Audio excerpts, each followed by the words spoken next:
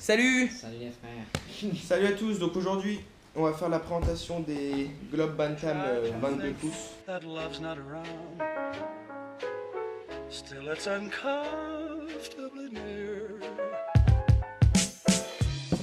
Ok, alors donc c'est des Globe Bantam 22 pouces qui coûtent 80 € sur des sites tout à fait banals.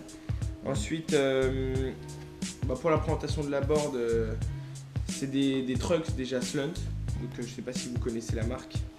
C'est Slunt, hein, c'est tout. C'est Globe en fait. Sur toutes les globes il y a des slunts. Ouais, voilà, c'est ça. Donc ensuite on peut remarquer par rapport au globe, c'est quoi les grandes là? 27 pouces la mienne. Ouais, bah il n'y a pas de pad No pad. sur les trucks là, effectivement. Dessous, y a pas de pad. On peut voir qu'il n'y a pas de pad. Donc ça c'est pas forcément un plus ni un moins en fait. Enfin, ça peut être un moins, mais pas pour moi personnellement c'est pas un moins. Parce que en fait celle-là c'était ma board, c'est celle-là que j'ai utilisée depuis assez longtemps. Celle-là c'est la board à lui. De ma soeur.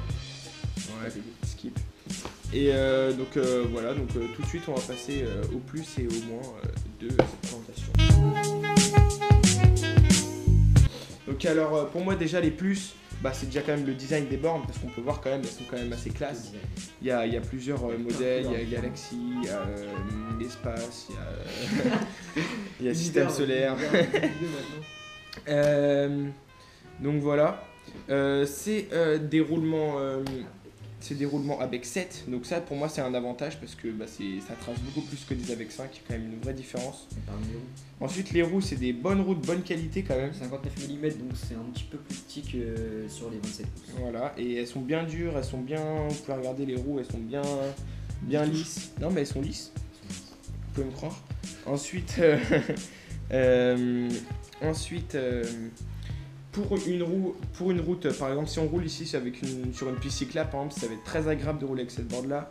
Mais si on roule par exemple dans une petite route où il y a un peu de cailloux ou quoi, ça va déjà directement être moins agréable que par rapport à la 27 pouces. Mais sur une piste cyclable, la 27 pouces, ça va être moins agréable. Ouais, voilà.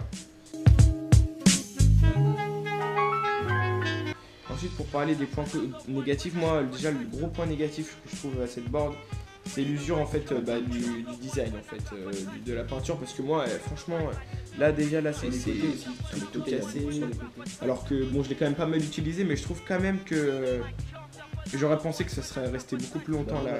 Cet été ils m'ont déjà ici, il y a plein de trucs ici et sur tous les côtés. En gros ils ont mis de la peinture en gros c'est ça, c'est pas la planche qui est comme ça, c'est le plastique à la base il est transparent, ils ont mis de la peinture dessus donc ça c'est un peu dommage quand même je trouve. Ensuite pour moi, après c'est l'avis de chacun, mais pour moi la planche elle est un peu trop rigide, même si elle est souple mais rigide en fait. Elle est pas vraiment comme la Oxelo en fait. Et moi j'adore personnellement la board de l'Oxelo.